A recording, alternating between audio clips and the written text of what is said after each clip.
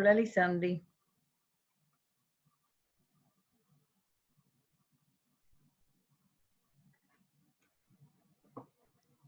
Hola, ¿Qué tal? ¿todo bien? ¿Y vos, profe? Bien también.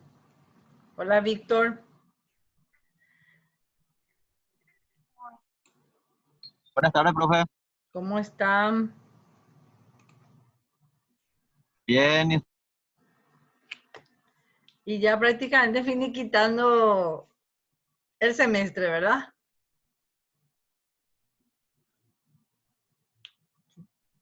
Falta muy poco. sí, profe. Rapidísimo pasó. Un poquito de esfuerzo nada más y ya terminamos. Prácticamente hoy es nuestra última clase. El otro viernes, no, el 26, ustedes tienen su prueba recuperatorio. No sé si hay alguien que tiene que rendir algún parcial, pero la verdad que ya es las dos parciales. Tienen que prepararse para las dos parciales, porque es el 100%.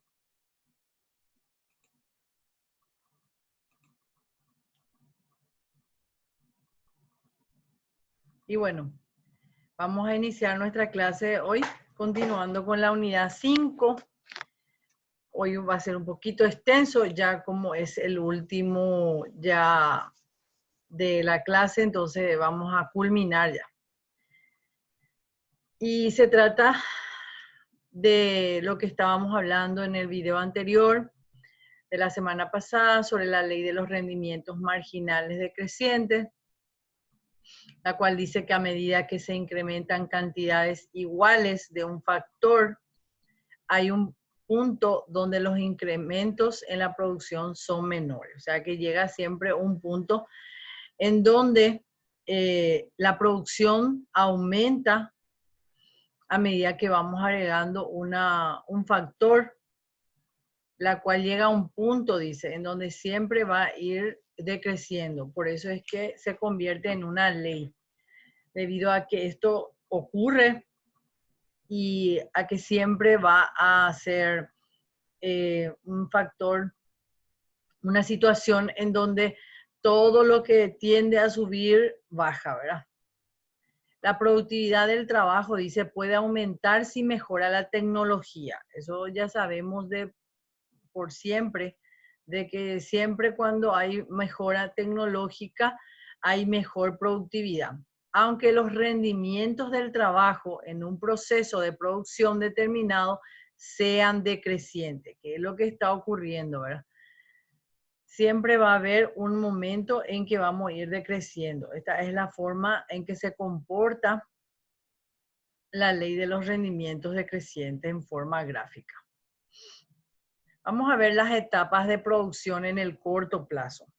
Este es un gráfico en donde se encuentra la primera etapa, la segunda etapa y la tercera etapa. La primera etapa se refiere a la etapa de crecimiento. La segunda se refiere a la etapa de decrecimiento. Va creciendo en un punto hasta donde va a llegar el punto máximo de producción y sería decreciendo, pero en forma positiva, dice, que luego se va a convertir en la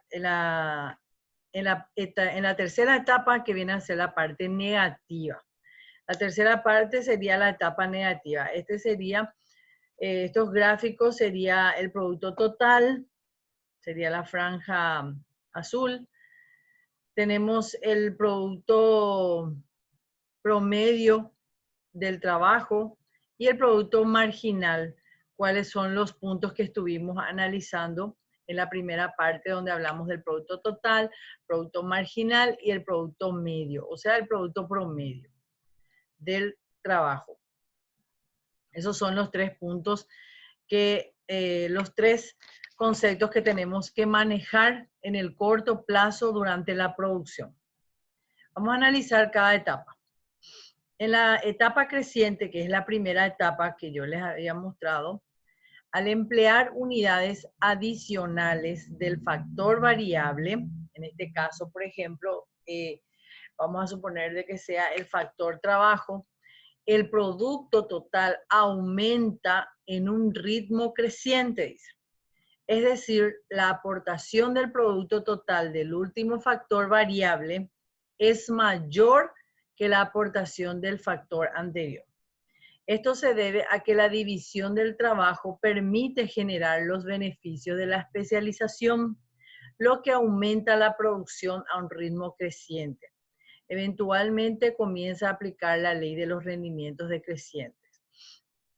En esta etapa, nosotros tenemos que saber que hay mayor producción debido a que hay un aumento en la producción por un factor variable. Como les dije, es el trabajo.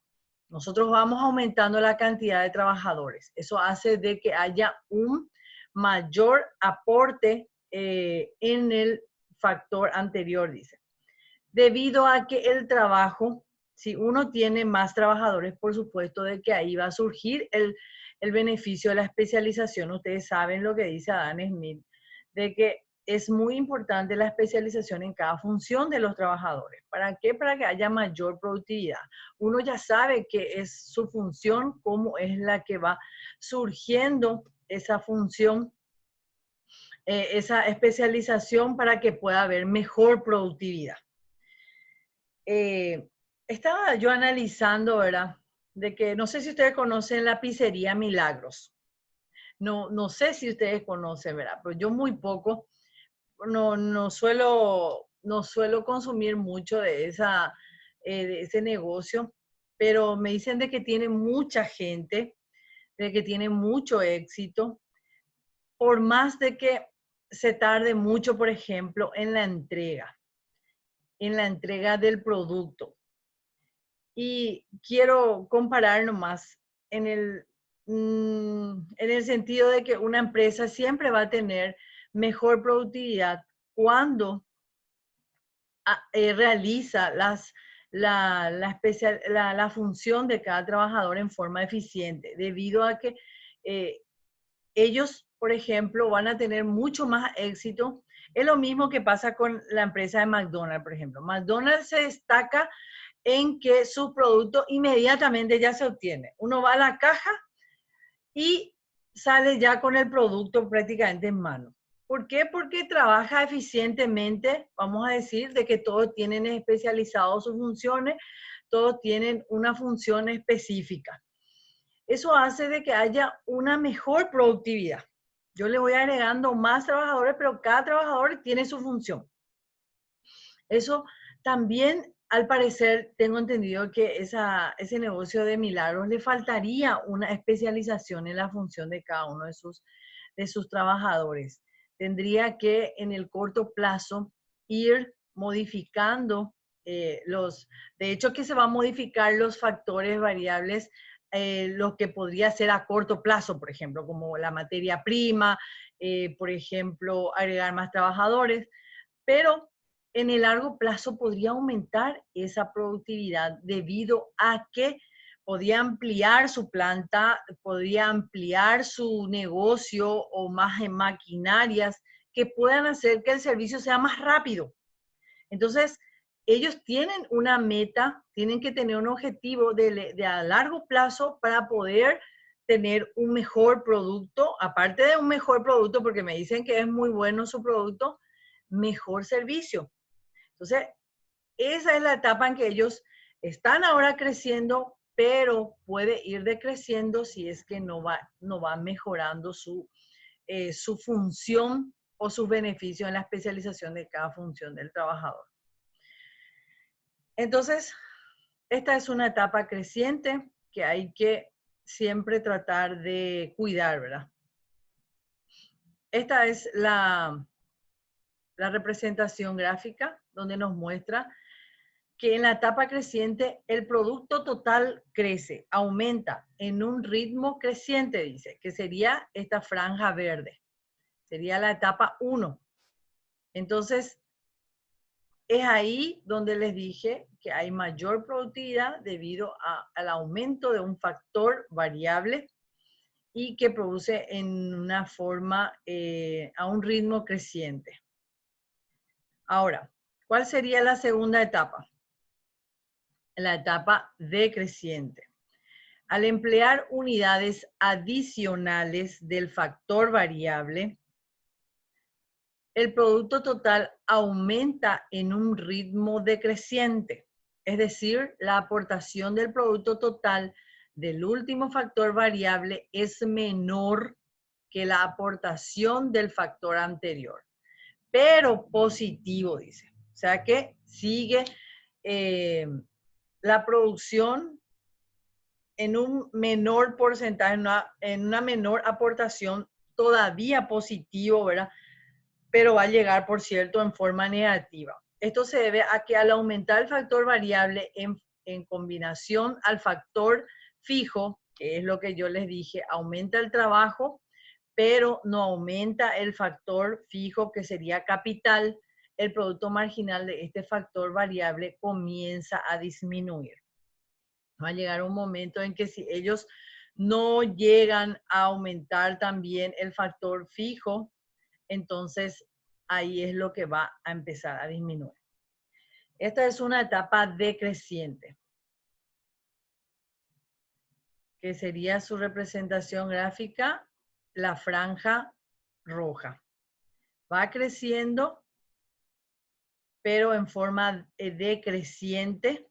En la etapa decreciente, el producto total aumenta, dice, sigue aumentando esta franja roja, en un ritmo decreciente, que llega a un punto óptimo en este punto y luego se va a tornar negativa, que es la que nos dice que en la etapa negativa, al emplear unidades adicionales del factor variable, que sería trabajo, el producto total disminuye, es decir, la aportación al producto total del último factor variable es negativa. En ese caso es, por ejemplo, cuando vamos a suponer que yo voy aumentando más trabajadores y no aumento el factor fijo, entonces mis trabajadores ya se estarían molestando. Yo no tengo maquinarias, por ejemplo, para que vayan trabajando cada uno en ellos, o no tengo una planta más amplia, entonces ya se enciman los trabajadores y ya no hay productividad, por ejemplo. Uno ya está mirando nomás lo que el otro está haciendo, o hay una sobreutilización de las maquinarias, se utiliza en forma, no se utiliza en forma adecuada y hace un sobreuso de eso, y ya puede ser que ya prácticamente se torne negativa la producción. Aquí se ve, por ejemplo, cuando están trabajando y prácticamente vamos a decirle que ya se están molestando en esta parte donde no hay mejor productividad. Entonces, en esta etapa el producto total ya va a ir disminuyendo. Sería la franja azul. Sería una etapa negativa que prácticamente ahí ya no hay producción. Vamos a ver cómo es, por ejemplo, en una representación numérica. Insumos, producto total, producto marginal, producto promedio, etapa del factor variable de producción. Vamos a suponer que insumo 0, por supuesto no hay producción. Y menos hay producto marginal. En un insumo 1, por ejemplo, el producto total es 10. Ustedes saben que el producto marginal se obtiene de la variación de la cantidad dividido la variación del trabajo. En este caso sería 10 menos 0 es 10. Este resultado lo voy a dividir en la variación de insumos, que sería prácticamente de cantidad de trabajadores, que es el factor variable. 1 menos 0 es 1. Entonces, 10 menos la variación de este resultado, que es 1, me sale 10. Eso es lo que se determina en el producto marginal. Y el producto promedio es directamente la cantidad dividido, la cantidad lo vamos a decir al producto total, dividido la cantidad de trabajo. 10 dividido 1, 10. Y esto es una etapa creciente, va a ir creciendo. Vamos a suponer, agrego más un factor variable, que es el factor trabajo. 2, produzco más, aumenta la producción. ¿Qué pasa con el producto marginal?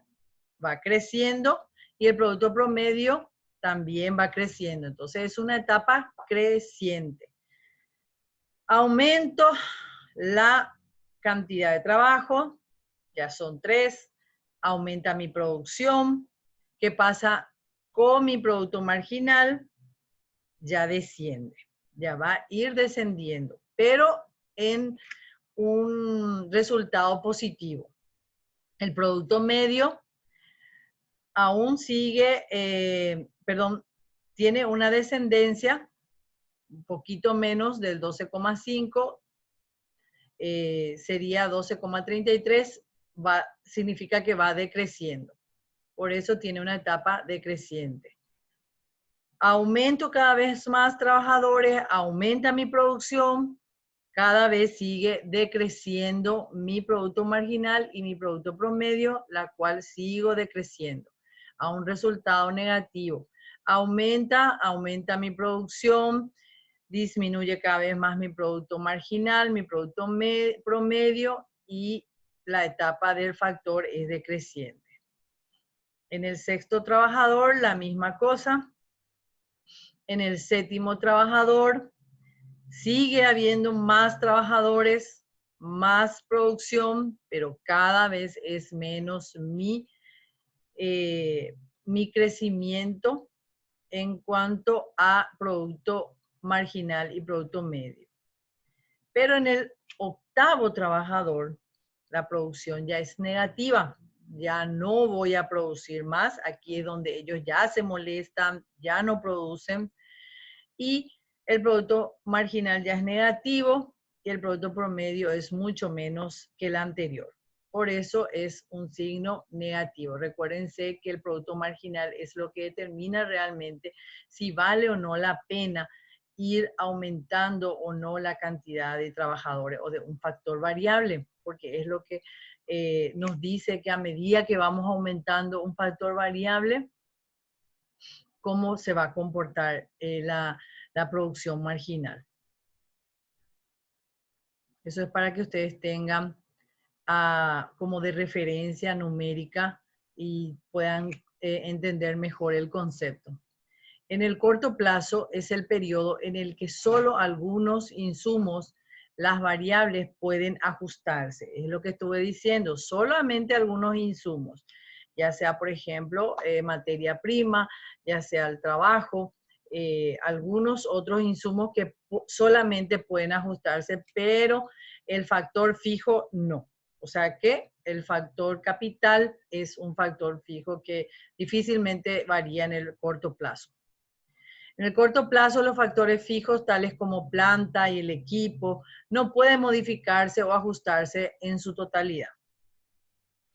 En el largo plazo, es el periodo en el que todos los factores que utiliza la empresa, inclusive el capital, pueden modificarse.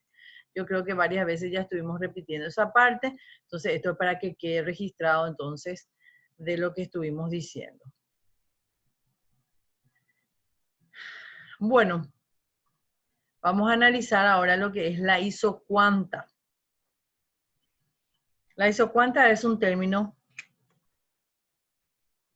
que vamos a analizar en el largo plazo. Esto ya sería una situación de lo que ocurre en el largo plazo. Y estos son, si nosotros manejamos la teoría del consumidor, ya nos va a ser fácil la teoría de la firma, o sea, la teoría del productor, porque ya vamos a manejar varios términos.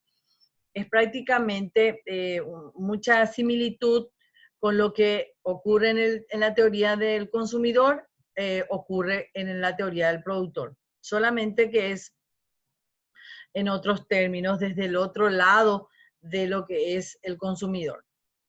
La isocuanta dice, en economía, una isocuanta significa en griego isos, igual significa, y del latín cuanta, cantidades.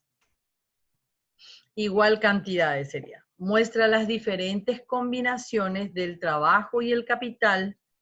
Ustedes saben que el trabajo es L y capital es K. Ambos variables que generarán una cantidad dada del producto esta situación es a largo plazo. Una isocuanta más alta indica una mayor cantidad de producción y una más baja, una cantidad menor. Acuérdense de las curvas de indiferencia. Las curvas de indiferencia son iguales a las isocuantas.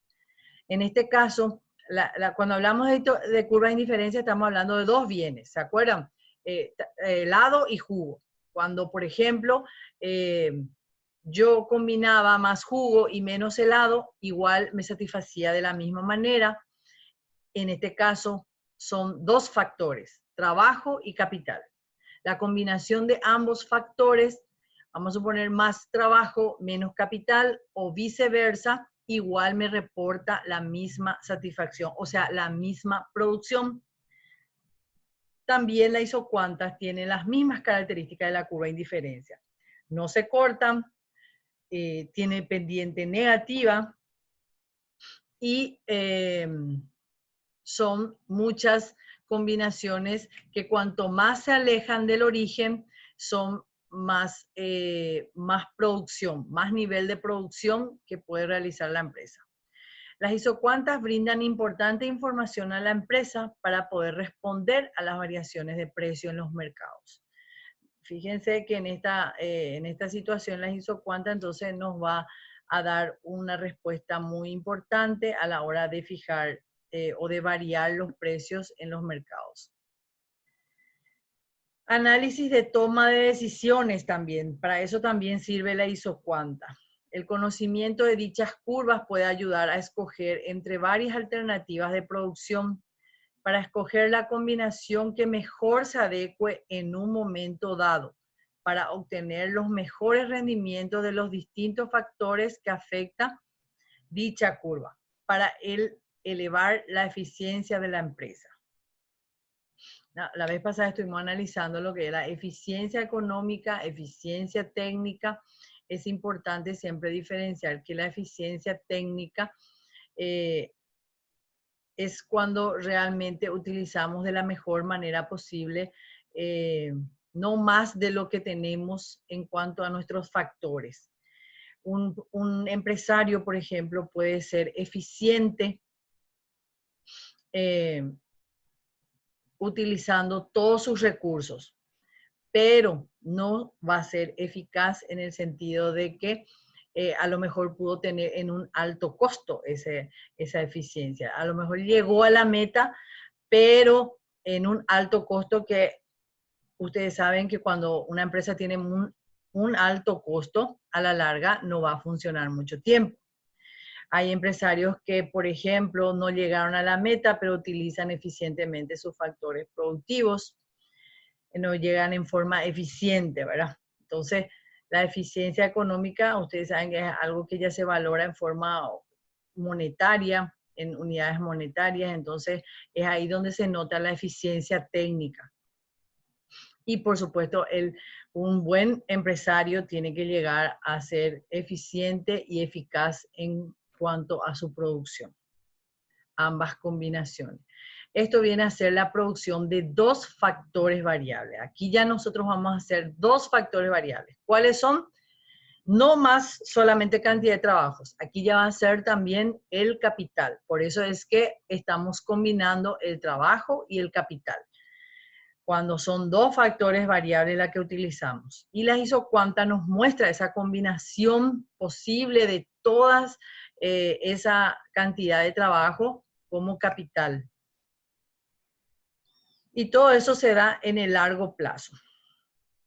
Esto es algo que yo recorté de la página del libro de que ustedes tienen también en la plataforma, que ustedes pueden abrir y ir leyendo, la cual habla sobre el libro Salvatore en forma más explícita, con dos factores, con dos insumos variables. Esto es en cuanto al título. Una de ellas es la isocuanta. Y es lo mismo que estábamos hablando. Son dos factores de producción, trabajo y capital, ambos variables. Debido a esto, la situación es a largo plazo. Una isocuanta muestra las diferentes combinaciones de trabajo y capital con la que una empresa puede obtener una cantidad específica de producción. Una isocuanta más alta indica una mayor cantidad de producción y una más baja, una cantidad menor. Es lo que estuvimos leyendo anteriormente. Pero lo que yo quiero demostrarles es aquí la tabla con su representación gráfica. Esta tabla nos muestra 3 curvas de isocuanta. En la primera isocuanta tenemos la combinación de trabajo y capital. Con 2 de trabajo podemos tener 11 de capital, que puede llegar a un punto en donde nos dice de que puede llegar a una cantidad específica de producción. Un trabajo, 8 de capital, nos da la misma cantidad de producción dentro de esta isocuanta. Esta primera isocuanta viene a ser este primer gráfico que está acá abajo. Se dan cuenta que tiene la misma forma que la curva de indiferencia. Y todo esto hay infinitas combinaciones que acá ustedes están viendo. 2, 5, 3, 3. Todos estos datos están dentro de esta curva, que es el número 1, y dice de que todo esto da una cantidad específica de 60, dice. Acá explican en esta parte. Y la segunda isocuanta, que viene a ser esta segunda tabla, y estas combinaciones diferentes nos da esta curva de indiferencia. Y esta curva de indiferencia más alta es mayor nivel de producción que la primera. Esta tercera isocuanta, que es la que nos muestra estos datos numéricos en la tabla, es esta representación gráfica y que es la más alta otra vez que la segunda isocuanta. Cuanto más se aleja del origen, significa que hay mayor nivel de producción. Eso implica que cuanto más hay de curvas de isocuanta, hay mapas de isocuanta. Lo mismo es con mapas de curvas de indiferencia. ¿Se acuerdan? Al graficar estos puntos en el mismo sistema de ejes, con curvas suaves se obtienen las 3 isocuantas. La figura 363 dice, que es la que está acá abajo. La empresa puede lograr la producción especificada por la isocuanta 1 al usar 8 de capital y 1 de trabajo. Vamos a mirar un poco. En el punto B está 8 de capital y 1 de trabajo. ¿Se dan cuenta? Este es el punto B. Utilizando 5 de K, aquí está 5 de K, y 2 de L, punto C, o cualquier combinación de trabajo y capital sobre la isocuanta 1. Es lo que está diciendo acá. Esto, las isocuantas en contraste con las curvas de indiferencia, constituyen medidas cardinales de producción. Por ejemplo, la isocuanta 1 podría referirse a 60 unidades. O sea que dentro de esta combinación, de diferentes combinaciones dentro de esta curva, de curva de isocuanta, se produce 60 unidades de producción física, dice. La isocuanta 2 a 100, dice. Esto sería 100 unidades de producción, etcétera. Quiere decir que esta tercera isocuanta podría ser 140 o 160, ya dependiendo qué capacidad productiva produce debido a que tiene que ser mayor que la isocuanta 2. Entonces, esta es la representación gráfica, la cual le estuve mencionando que tiene las características de la curva de indiferencia. Son convexas al origen, que quiere decir que le da la espalda de esta manera, no se cortan y también que tienen pendiente negativa. Eso es algo que tenemos que tener en cuenta. ¿Por qué es negativa? Porque a medida que vamos aumentando una cantidad de un factor trabajo, vamos a tener que sacrificar el factor capital. ¿Se dan cuenta aquí en este punto, por ejemplo? Vamos a suponer en el punto B al C. Vamos a suponer en el punto B al C. ¿Cuánto tenemos de capital en el B? 8. ¿Y cuánto tenemos la variación del capital aquí en el punto C? Vamos a suponer de 8 a 5. Esa variación, ¿cuánto es lo que nos da? A ver si alguien me ayuda. Tiene una calculadora a mano. Vaya anotando, por favor. Le voy a pedir su ayuda. 8 y 5. Vamos a variar. La variación de capital. Aquí menciona. Aquí está la variación de la capital. De capital, perdón. Entonces, si yo tengo una variación del punto C al B, va a ser 5 menos 8. ¿Cuánto me da? Menos Tres. Menos 3. negativo, ¿verdad? ¿Por qué? Porque va a ser una variación. Quiere decir que del punto C vamos a restar el punto B. Esa variación es menos 3. Quiere decir que yo voy a sacrificar 3 de capital para aumentar 1 de trabajo. A medida que yo voy aumentando más una unidad de trabajo, yo voy a ir sacrificando capital. Y en este caso me da, en números, me da menos 3.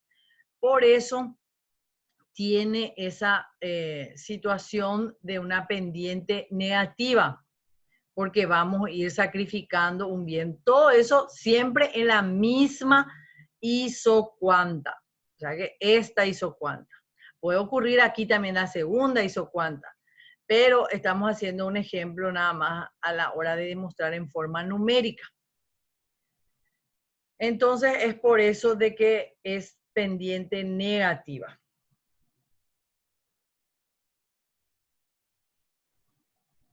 Las isocuantas muestran todas las combinaciones posibles para producir lo mismo, dice. En este caso, por ejemplo, la isocuanta de nivel 1 produce 55, nivel 2, 75, aumenta, y nivel 3 de producción es 90. Las isocuantas describen la función de producción para los niveles de 55, 75 y 90. Quiere decir que en este punto yo puedo producir 3 de capital y 1 de trabajo. Puede ser 3,5 de capital y 1,1, por ejemplo, o 0,9 de trabajo. Entonces, por eso dice que hay infinitas combinaciones que pueden haber toda en este nivel de producción. Todas esas combinaciones me tienen que dar igual 55. Lo mismo en el nivel de producción 2, que sería el 75, puede ser en este punto 3 de capital, pero 2 de trabajo. Puede ser aquí en este punto 4 de capital y 1,5 de trabajo. Esa sería otra combinación, la cual me produce la misma cantidad, 75. Y así sucesivamente, a medida que se va alejando el origen, va siendo más el nivel de producción.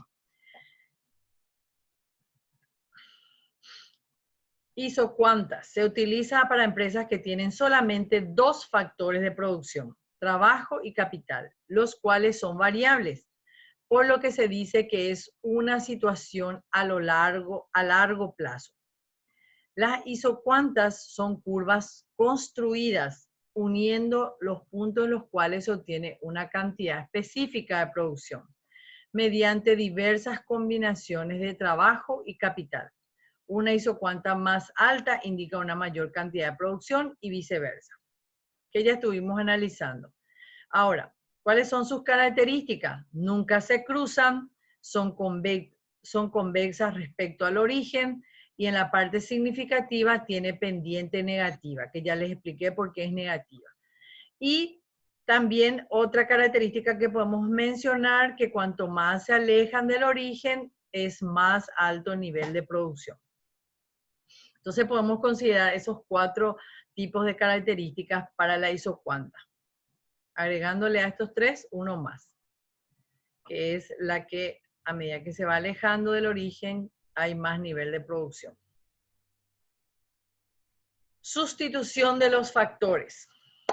La isocuanta tiene una pendiente que viene a ser la relación marginal de sustitución técnica. ¿Se acuerdan que la curva de indiferencia también tenía una pendiente que era la relación marginal de sustitución?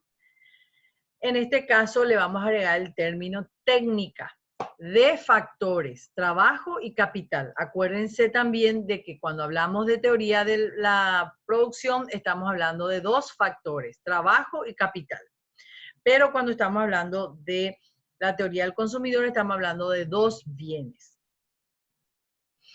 Es la cantidad de capital que una empresa puede dejar de utilizar al aumentar en una unidad la cantidad de trabajo utilizada y aún permanecer en la misma isocuanta. ¿Se dan cuenta? Es la explicación que le estuve dando, esa variación de capital dividido la variación del trabajo.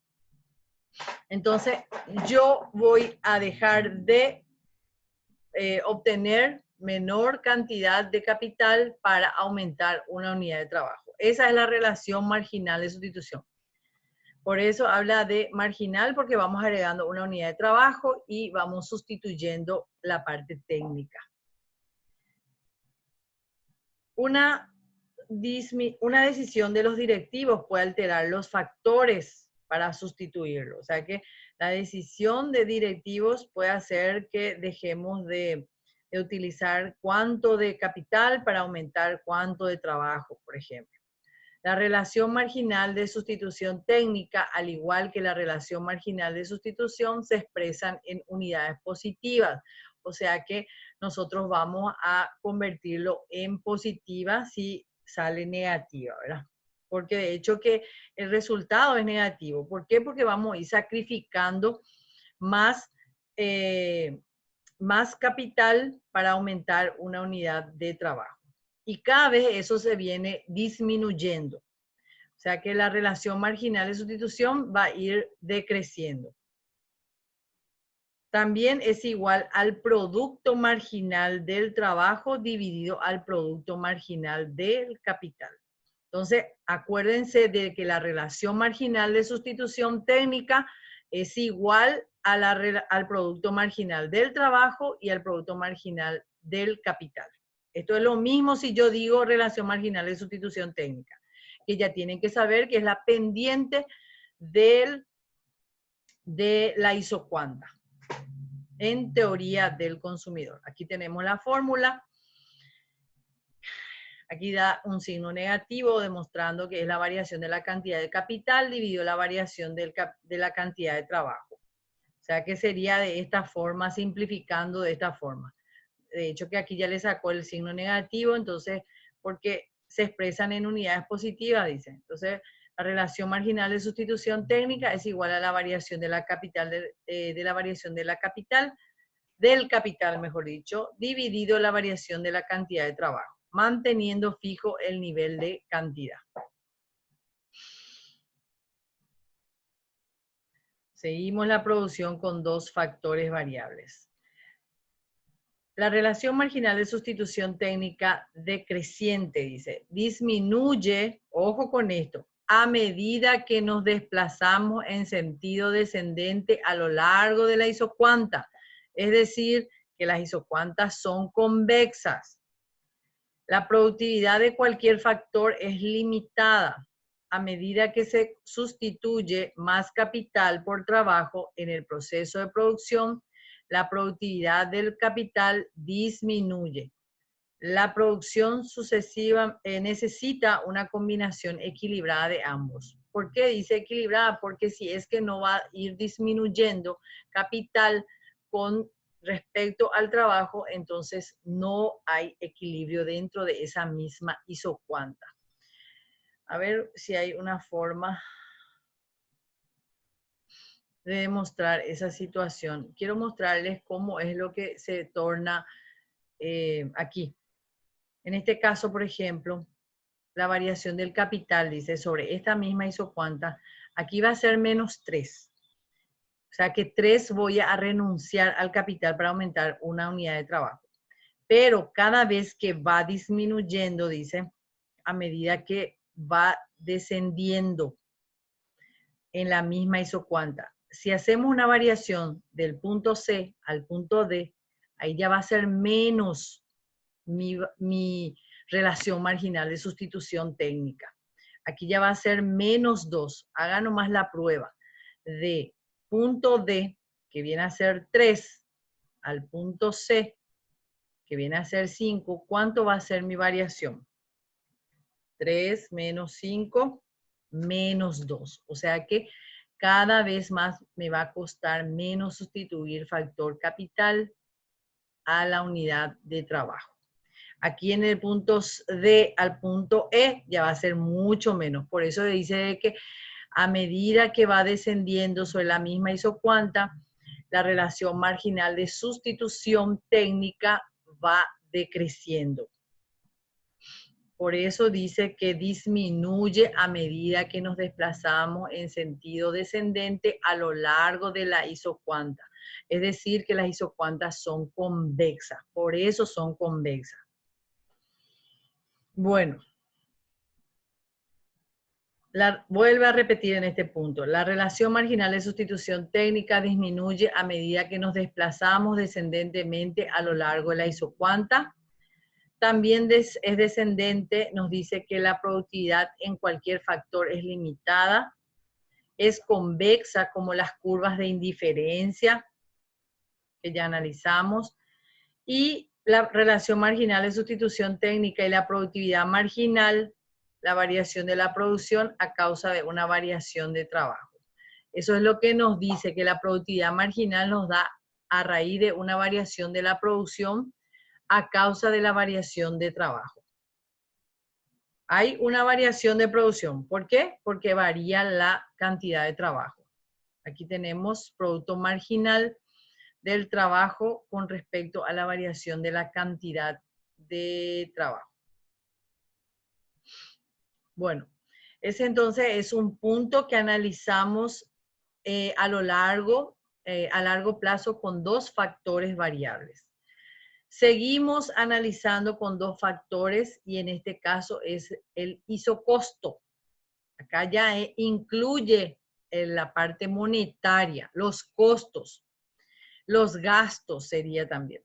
Muestra todas las combinaciones de trabajo y capital que puede comprar una empresa dado el gasto total de la empresa y los precios de los factores. ¿Se acuerdan cuando analizamos la recta de balance en la restricción presupuestaria de la teoría del consumidor? También analizamos el ingreso de los consumidores y el precio relativo de ambos bienes, de jugo y helado. En este caso vamos a analizar el gasto de la empresa desde el punto de vista del empresario, de la empresa, el gasto que puede incluirle a la empresa y los precios de esos factores. ¿Cuáles son? Trabajo y capital. La pendiente de un isocosto se obtiene por medio del precio del trabajo y del capital, donde PL significa precio del trabajo y PK al del capital. O sea que también tiene su pendiente que viene a ser el precio, o sea, los precios de los dos factores. Otra copia más que he extraído de la página del libro de Salvatore nos dice que un isocosto muestra las combinaciones de trabajo y capital que puede comprar una empresa, dado el gasto total de una empresa y los precios de los factores. La pendiente de un isocosto se obtiene por medio de los precios del capital y del trabajo dividido el capital, donde PL se refiere al precio del trabajo y al del capital. Si la empresa gastara en capital todos sus fondos disponibles, podría comprar gasto total dividido el precio del capital. Unidades de capital, dice. Si en su lugar lo hiciera en trabajo, podría comprar en unidades de trabajo. Al unir estos dos puntos con la línea recta se obtiene el isocosto de la empresa. Esta puede adquirir cualquier combinación de capital y trabajo que aparezca en su isocosto, cuya pendiente se obtiene mediante el gasto dividido el precio. ¿Se acuerdan que si la empresa, por ejemplo, en este caso, quiere gastar todo en capital y su gasto total es de 10, entonces, ¿qué vamos a hacer? ¿Se acuerdan que estuvimos analizando todo ese procedimiento en la teoría del consumidor? Que si me da la oportunidad, quiero explicarles en la pizarra cómo llegamos a esta pendiente menos 1. Por ejemplo, dice, el precio del trabajo y el precio del capital es igual a 1, dice. Y el gasto total es igual a 10. Se obtiene el isocosto de la figura 6.5 con pendiente menos 1. De esta fórmula nosotros vamos a obtener esta pendiente, que es en forma negativa en este caso. Es lo que ocurre aquí. Si la empresa gastase todo en capital, que podemos obtener dividiendo el gasto total, dividido su precio, entonces me da 10. Si lo mismo hago, todo la empresa quiere gastar en trabajo, entonces nada voy a gastar en capital. Y si gasto todo en capital, nada voy a gastar en trabajo. Esos dos puntos, al unirse, se convierte el isocosto. Vamos a ver cómo se convierte esta pendiente menos 1. A ver. Quiero mostrarles en forma numérica cómo es que llegamos hasta ese resultado.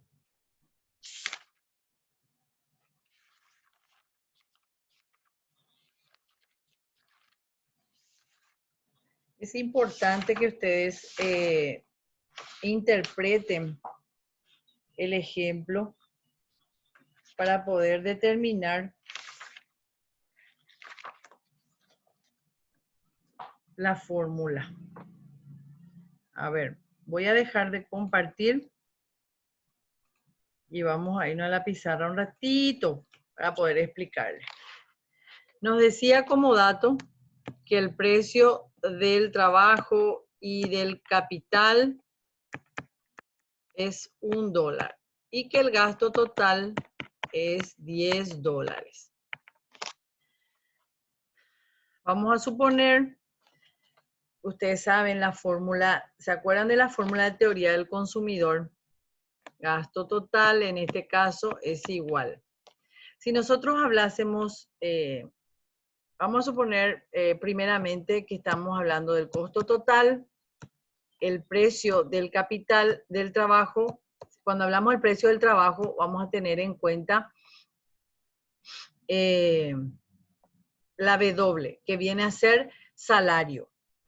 Cuando hablamos de la W, significa salario, el precio del trabajo. Y si hablo el precio del capital, tengo como representante a la R, que viene a ser la tasa de interés. Ustedes saben que el trabajo, lo que tiene como resultado es el salario.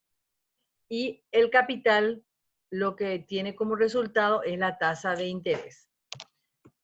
El trabajo viene a ser la cantidad de trabajo, la L, y el capital, que viene a ser la cantidad de capital, que sería la K. Estos son los términos que vamos a tener en cuenta para desarrollar nuestro ejemplo que tenemos ahí. Gasto total, entonces, es igual a, vamos a tener el precio del trabajo. ¿Cuál es lo que representa el precio del trabajo? La W, ¿verdad? La W multiplicado por su cantidad, que sería L, más R, que sería el precio del capital, la tasa de interés sería en este caso, por su cantidad. ¿Cuál sería su cantidad? La K, ¿verdad? Reemplazando esto según los datos, el gasto total es 10, el precio del trabajo, que es salario, es 1 por su capital, por su cantidad de trabajo, más 1 también que cuesta el precio del capital por la cantidad del capital. Siempre vamos a tener en cuenta en el gráfico que el origen, que el eje de ordenadas va a ser siempre capital y el eje de abscisa va a ser trabajo.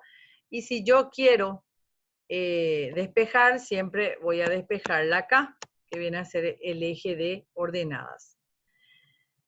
K es igual a 10 dividido 1 más, este va a ser, pasando al otro miembro, es negativo.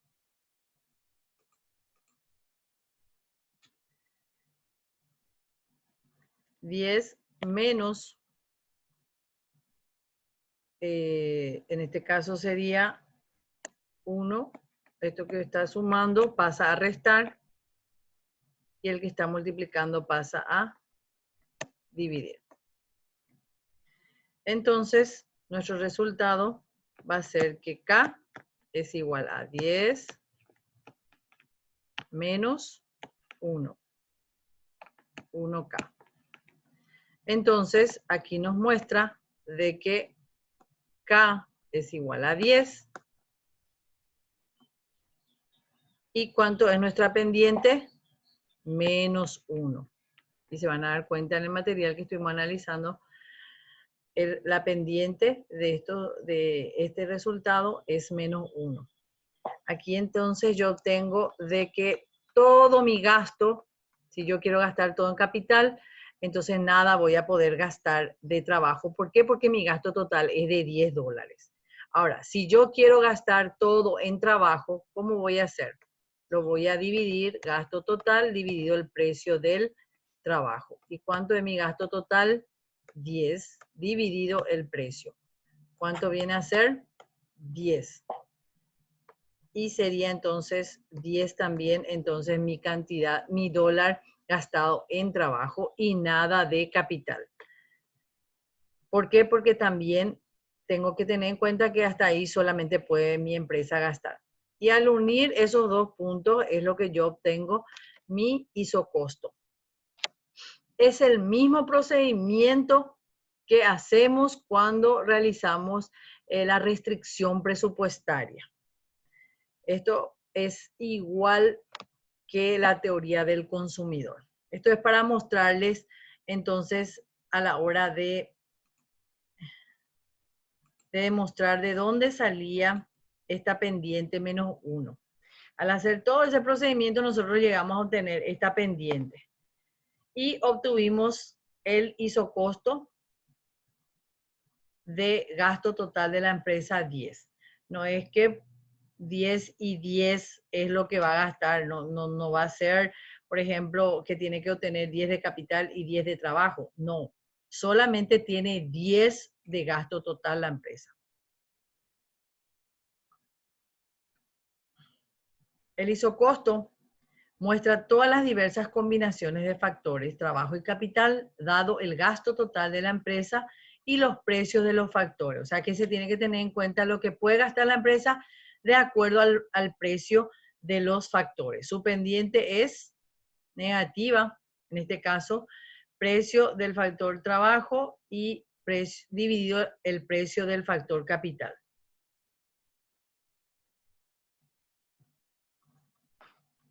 Bueno, entonces este ya sería otro punto. Hasta ahí entonces el isocosto nos muestra la combinación de los dos factores teniendo en cuenta su gasto total y los precios. Y ya tenemos que saber que esta es la fórmula de su pendiente, teniendo en cuenta la relación de los precios de ambos. Bueno, aquí vamos a analizar lo que es los rendimientos crecientes de escala. Si la producción se duplica con creces cuando se duplican los factores, dice. Tenemos capital y tenemos trabajo también la relación. Los rendimientos crecientes, las isocuantas están cada vez más cerca, dice. ¿Qué es lo que nos muestra este gráfico? Lo que nos muestra es que cuando el rendimiento es creciente, las isocuantas, estas son las isocuantas, son más cercas, dice, están más cercas. Pero lo que yo quiero llegar a demostrar más bien es que cuando es rendimiento decreciente, nos dice de que, vamos a suponer que produce 2 de capital y 5 de trabajo. Al duplicar estos dos factores a 4 de capital y 10 de trabajo, ahí estamos duplicando los dos factores. ¿Qué pasa con la producción? Se duplica también la producción. O sea que crece en más de lo que está estipulado. No es más bien que, vamos a decirle que al duplicar los dos factores, la producción también se duplica. En este caso va a ser 30. No es luego no es el mismo porcentaje, vamos a decir, en cuanto a la producción. ¿Por qué? Porque en este caso es creciente, es más de lo que produce, de lo que se duplica esos factores. Porque si voy a hacer en forma duplicada, el nivel de producción va a ser 20, ¿verdad? Se va a duplicar a 20. Porque aquí es 10 y entonces va a ser 20. Pero en este caso es más la producción en cuanto al rendimiento creciente. El rendimiento creciente crece mucho más de lo que se duplican los factores. Y lo que aquí nos muestra en este gráfico es que cuando es creciente, las isocuantas están más cercas. Eso es más lo que muestra en este gráfico. Pero lo que yo quiero hacerles mostrar es que crece más de lo que se duplica esos factores. A eso es lo que voy. Cuando es constante, la producción se duplica cuando se duplican los factores. Aquí sí, por ejemplo, los rendimientos, vamos a decirle que si yo duplico los dos factores, se duplica mi cantidad o mi nivel de producción. Aquí ya va a ser 20 y aquí ya va a ser 30. Aquí ya va en la misma proporción, por eso es constante. Y cuando es constante, las isocuantas tienen la misma distancia, o sea que guardan ese distanciamiento, ese mismo nivel de producción. ¿Se dan cuenta? Duplica el capital y el trabajo. Aquí en este caso duplica. Entonces su producción también duplica en la misma producción. La misma cosa, duplico otra vez capital y duplico otra vez trabajo, entonces se duplica otra vez mi producción. Pero están en la misma proporción. Por eso dice luego constante. Ahora, cuando se refiere a decrecimiento, a rendimientos decrecientes de escala, la situación en la que la producción no llega a duplicarse cuando se duplican todos los factores. En este caso, por ejemplo, no quiero que tengan en cuenta todavía el distanciamiento. Lo que quiero que tengan en cuenta es lo que les voy a explicar en cuanto al monto del nivel de producción. Duplicamos, dice, los dos factores.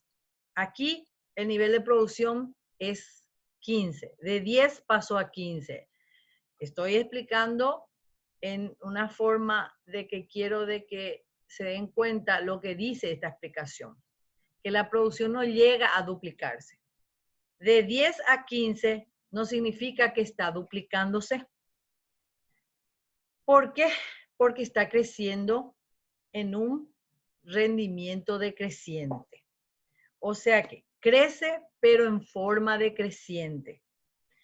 Si yo duplico mis factores, vamos a suponer que estoy en este punto 10, ¿verdad? En el nivel de producción 10.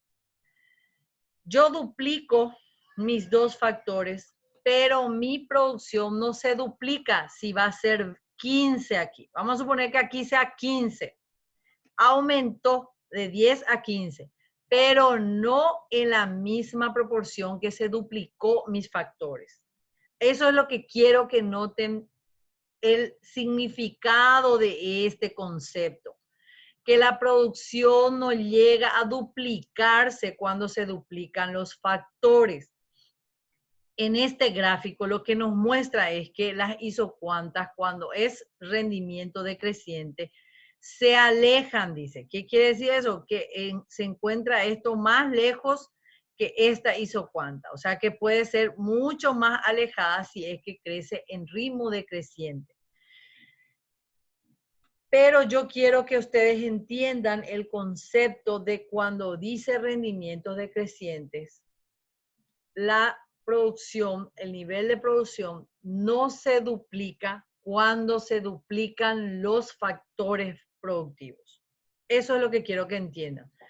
Aquí, cuando lleguen a ver el video, quiero que interpreten y les diga de que de 10 de producción que se encuentra aquí pasa en este punto, que es donde se duplican estos dos factores, solamente sea 15.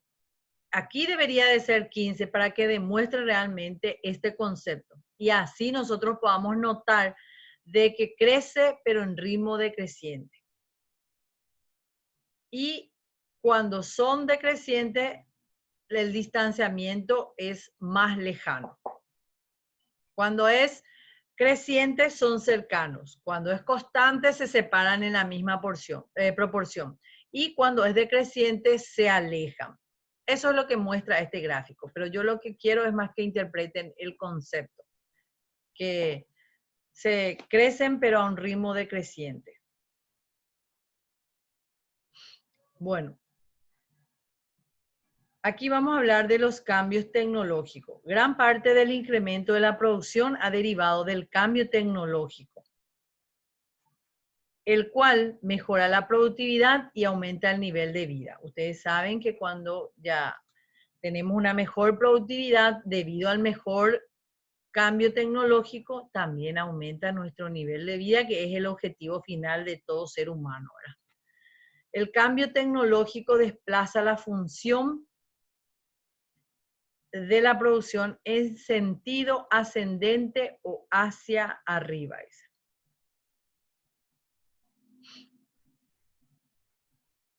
Esto sería antes de esa explicación de los cambios tecnológicos.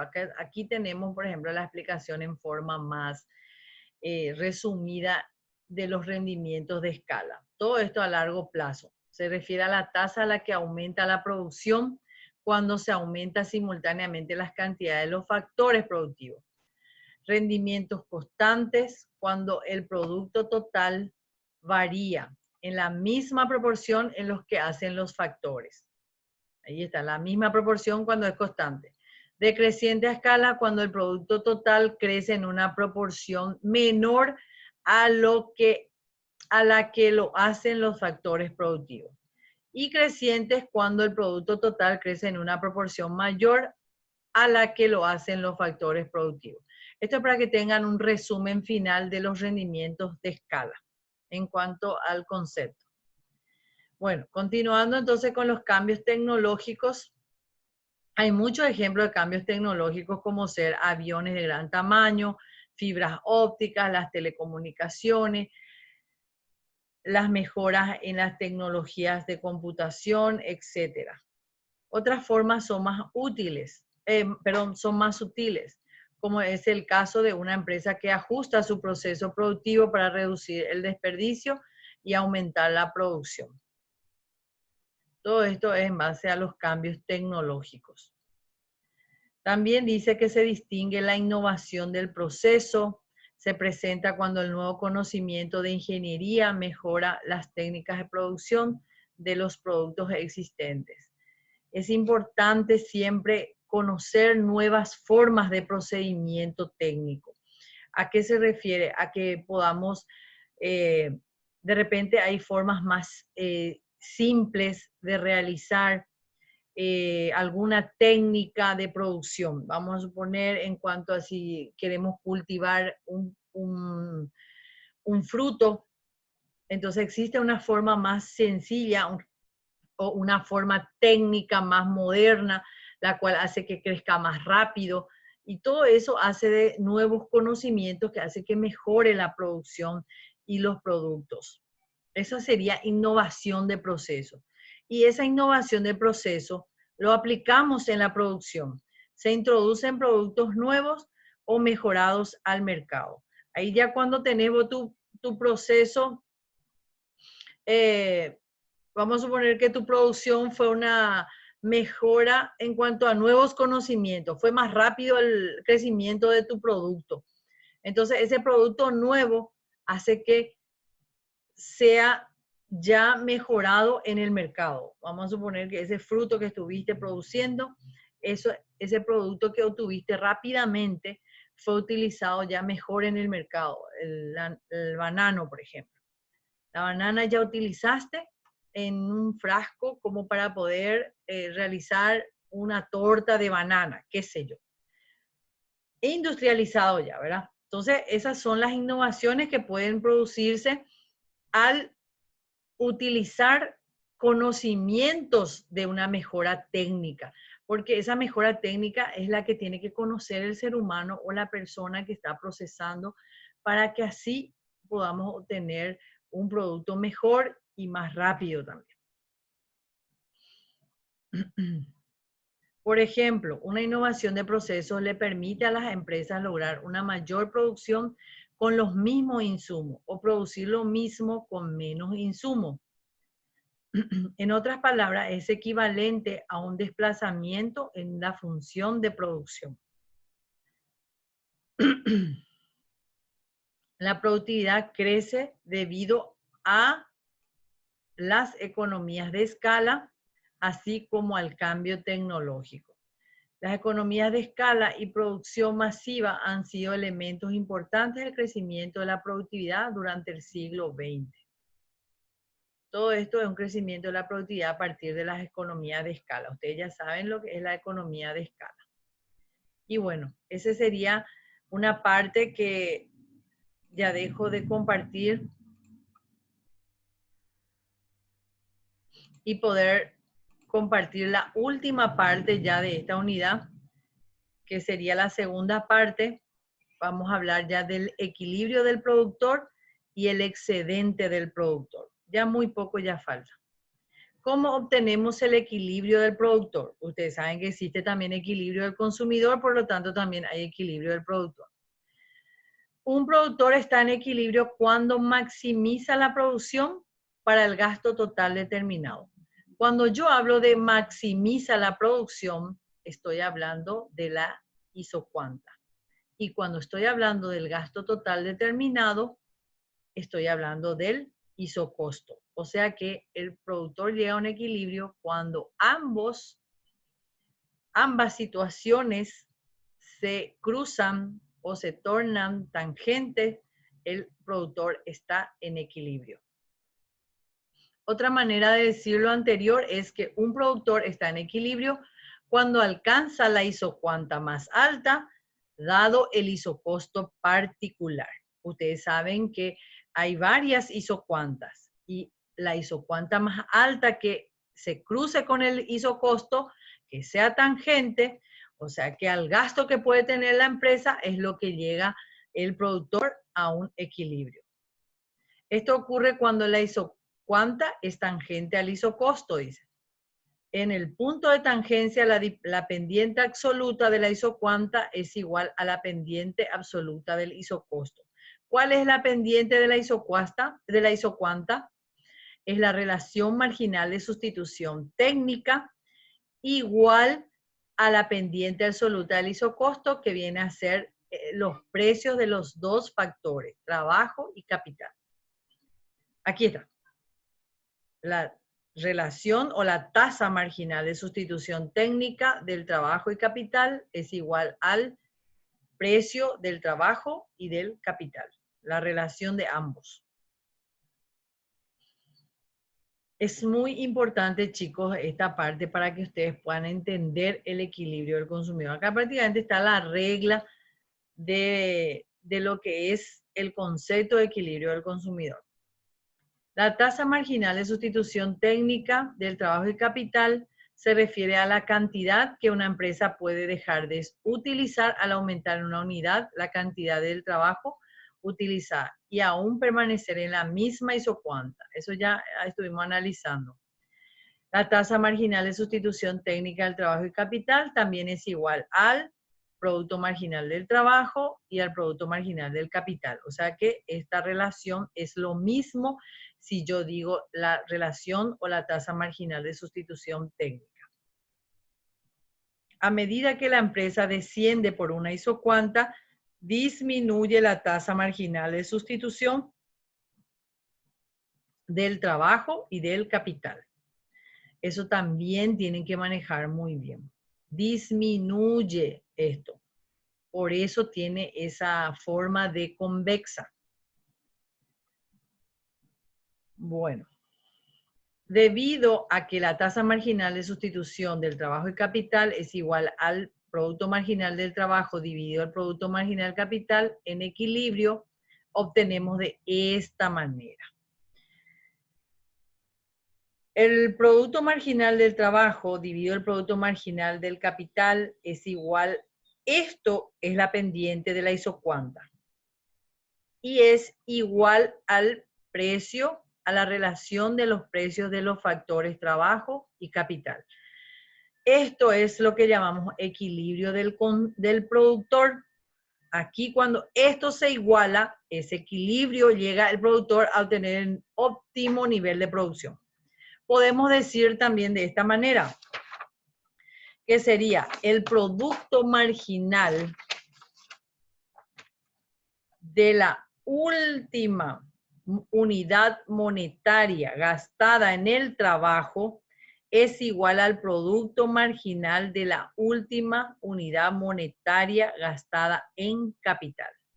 De esa manera también podemos decir esta relación, que es lo mismo que decir esta relación. Y ahí también obtenemos equilibrio. Significado. ¿Qué es lo que significa eso? Dice. En equilibrio, el producto marginal de la última unidad monetaria gastada en trabajo es igual al producto marginal de la última unidad monetaria gastada en capital. O sea que lo mismo que yo gasto en el producto marginal es lo último que gasta en trabajo, lo mismo debe gastar en la última unidad monetaria gastada en capital. Al igualarse eso, es lo que obtenemos equilibrio del productor. Lo mismo sería cierto para otros factores si la empresa tuviera más de 2 factores de producción. Y aquí tenemos la representación gráfica del equilibrio del productor. Chicos, ¿no les extraña que esto no se esté cortando? ¿Por qué sigue todavía? Raro es. Más de 40 minutos creo que ya estoy hablando. ¿Alguien sabe por qué?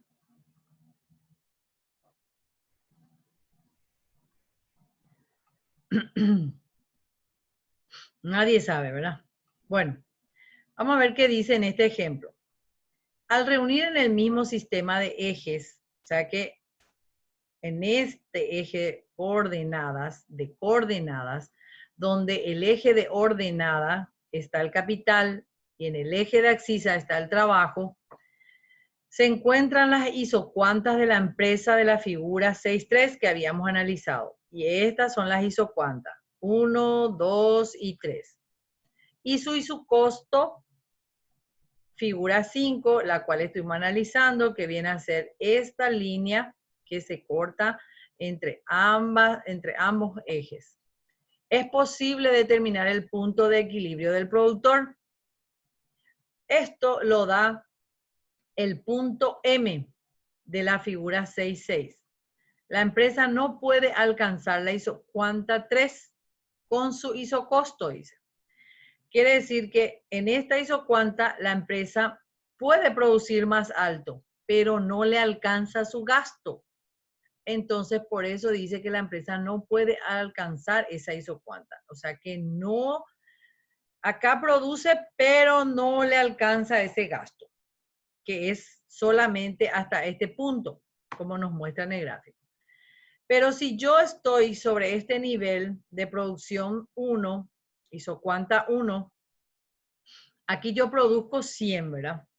Me alcanza mi presupuesto, me alcanza mi gasto, ¿verdad? Aquí tengo todavía para gastar, pero tampoco no estoy produciendo eficientemente. ¿Por qué? Porque me sobra todavía plata para gastar.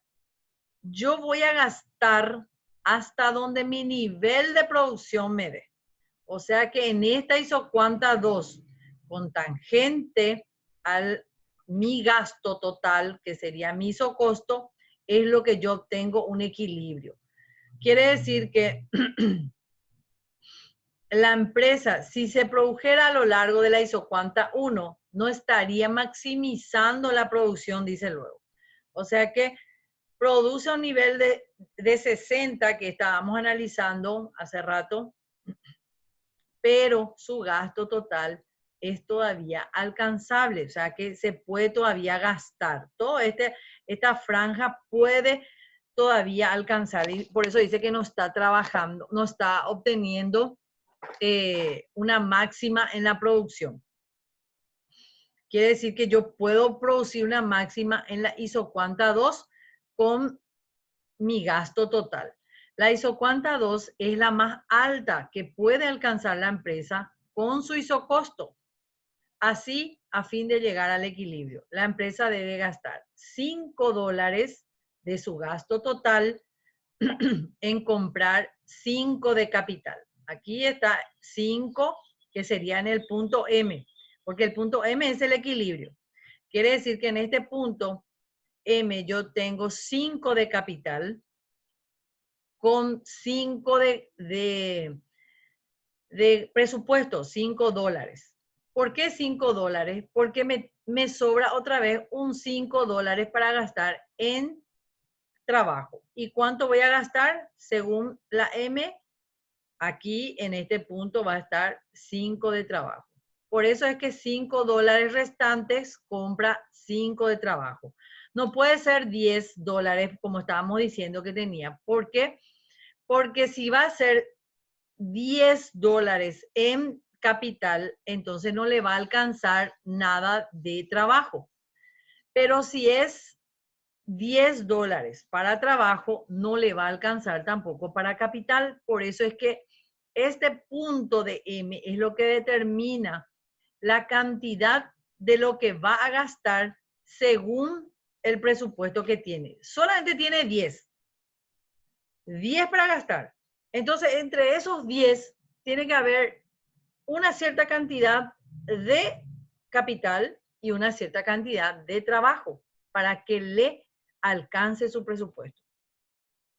Por eso es que es $5 en comprar 5 de capital y $5 en gastar 5 de trabajo. ¿Por qué? Porque el precio es 1. ¿Se acuerdan que estuvimos analizando que el precio es 1 de ambos factores?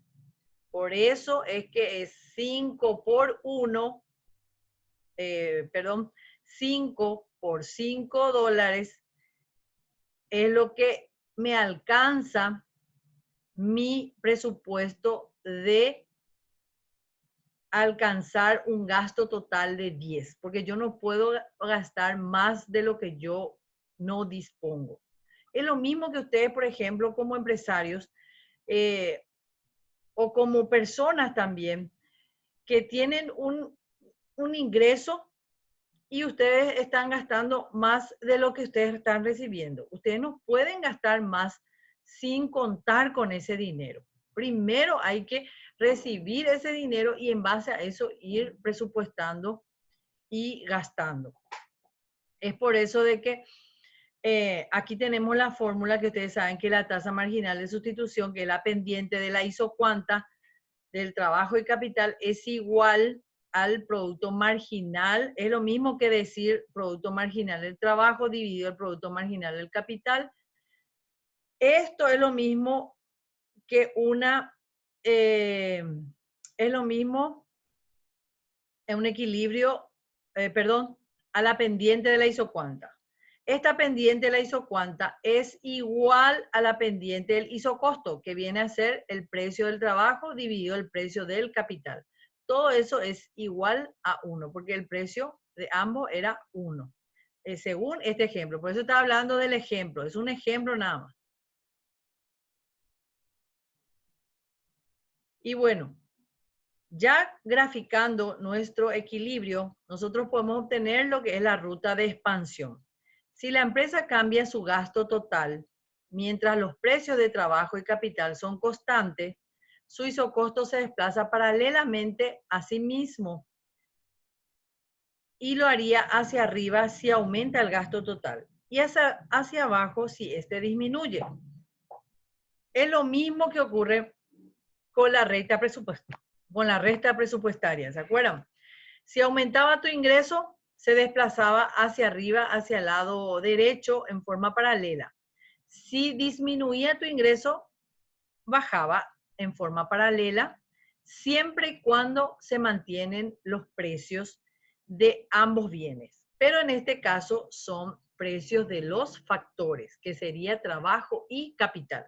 Si yo mantengo ese precio a $1 y el gasto total aumenta, ¿cómo se va a desplazar? Hacia la derecha, dice, en forma paralela. Y si es que disminuye el gasto, entonces hacia la izquierda. Estos distintos isocostos serían tangentes a diferentes isocuantas, definiendo así distintos puntos de equilibrio para el productor. Al unirlos se obtiene la ruta de expansión de la empresa. Vamos a ver el ejemplo. Si las isocuantas de la empresa son las del siguiente gráfico, teniendo el precio 1, esto se mantiene constante y permanece sin cambio, y si el gasto total de la empresa aumenta de 6 a 10 y después hasta 14 por periodo, se puede obtener la ruta de expansión de la empresa. Veamos el siguiente gráfico. Equilibrio del productor, o sea que del gráfico de equilibrio del productor nosotros lo tenemos. ¿Se acuerdan? Que dice que a los varios niveles de producción, isocuanta 1, 2 y 3, podemos tener equilibrios. Aquí podemos tener un gasto total de 6 y tenemos un equilibrio en el punto D. Aumenta, dice el gasto, a 10, entonces va a ser en el punto M, donde alcanza la isocuanta 2. Luego podemos tener un aumento, dice, del gasto. Cada vez va teniendo un aumento. Esto es lo que va a variar. Si aumenta el gasto de 6 a 10 a 14, se va desplazando en forma paralela, dice, hacia la derecha. Y todo eso tiene una tangencia con un isocosto, con una isocuanta. Entonces, estos puntos de tangencia P, M y D es lo que conforma la ruta de expansión. Lo mismo ocurría en la teoría del consumidor. Lo que obteníamos de los puntos de unión, de esos puntos óptimos de equilibrio, lo que se obtenía era una curva ingreso-consumo. Así es que se llamaba la teoría del consumidor. Y en este caso, en el equilibrio o en la teoría del productor, lo que se obtiene es la ruta de expansión. Nosotros en la ruta de expansión, entonces lo que obtenemos son todas las combinaciones del trabajo y del capital óptimo. Óptimo serían estos puntos D, M y P para cada nivel de producción, que serían las isocuantas. Esos puntos son entonces lo que convierten la ruta de expansión, esta línea S. Entonces, eso es para demostrar la ruta de expansión. En conclusión, los isocostos 1, 2 y 3 son paralelos entre sí porque los precios de trabajo y capital permanecen con un valor de 1, o sea que se mantuvieron constantes. Cuando G, o sea, el gasto total es 6, el productor alcanza el equilibrio en el punto D sobre la isocuanta 1, dice, al comprar 3 de capital y 3 de trabajo. En este sería 3 de capital y 3 de trabajo, en este punto. Si aumenta el gasto total a 10, entonces estamos en el punto M, donde se obtiene 5 de capital y 5 de trabajo. Si aumenta el gasto a 14, que sería en este punto en línea recta, paralela, entonces se obtiene 7 de capital y 7 de trabajo. Eso es lo que nos explica en esta conclusión, cuando se obtiene un gasto de 10, cuando se obtiene un gasto de 14. Y en cada isocuanta. Lo que nos explica es eso en el gráfico. Y por último tenemos el excedente del productor. Son las ganancias adicionales de los productores debido a la competencia del mercado.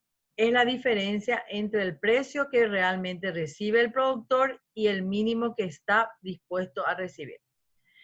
Hablando gráficamente, es lo que se encuentra por debajo del precio de equilibrio y por encima de la curva de oferta. La teoría del consumidor es cuando está por debajo de la línea o la curva de demanda y por encima del precio de mercado, que viene a ser este triángulo de arriba. Este viene a ser la teoría, el excedente del consumidor. Y esta parte que está por debajo del precio de mercado, vuelvo a repetir, y por encima de la curva de oferta es la que se convierte en excedente del productor. Eso es explicando gráficamente. La suma de ambos se obtiene el excedente total. Pero en este caso nosotros estamos hablando de un precio, de un excedente del productor, la cual cuando hablamos de productor siempre tenemos que tener una relación con la oferta. Y si hablamos del consumidor, la relación con la demanda. Vamos a ver un ejemplo. El excedente del productor lo utilizan las empresas para analizar cuánta producción les conviene fabricar. Por ejemplo, si a un vendedor le cuesta producir un bien que tiene un costo de 150 euros y lo vende por 200 euros, tendrá un excedente de 50 euros. ¿Se entendió hasta ahí? Que a mí me costó producir un zapato 150 euros.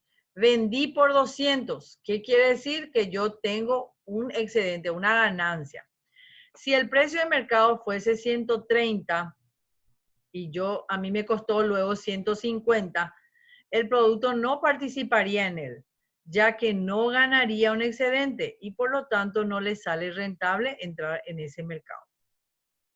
O sea que a mí no me conviene producir a un costo alto, más alto de lo que valdría en el mercado el precio. No sé si hay alguna pregunta, si hay alguna duda. Es lo mismo que el excedente del consumidor, solamente que del otro lado. El consumidor también tiene su excedente cuando está dispuesto a comprar por 500.000. Voy a volver a repetir esos ejemplos para comparar. Estoy dispuesto a comprar por 500.000 ese vestido. Me encanta, pero me voy al mercado y encuentro que está a 300.000. Ahí yo tengo una diferencia, una ganancia de 200.000 guaraníes. Lo mismo como un productor. A mí me cuesta muchísimo producir ese vestido a 500.000 guaraníes. Ofrezco en el mercado a 800.000 guaraníes. Ahí yo obtengo una ganancia, tengo un excedente. O sea que a mí me conviene entonces producir ese vestido, porque sé que a la gente le gusta para estas noches de fiesta de Navidad. Entonces, si el precio está más bajo de lo que me cuesta, ahí yo no voy a producir más, no me conviene, no vale la pena producir. Entonces, esa es la explicación en cuanto al ejemplo del excedente del productor. Y hasta aquí llega nuestra explicación del día de hoy en la unidad 5. Hasta aquí va para los exámenes finales. Y ya prácticamente esto va a entrar en la unidad 5, en el examen final, porque ya tengo todo preparado lo que es los exámenes para recuperatorio de parciales. Y bueno, y si hay alguna pregunta, Lisandri, Nicolás. No, profe, ninguna pregunta. Todo claro. Nicolás, ¿no tiene alguna duda usted, señor?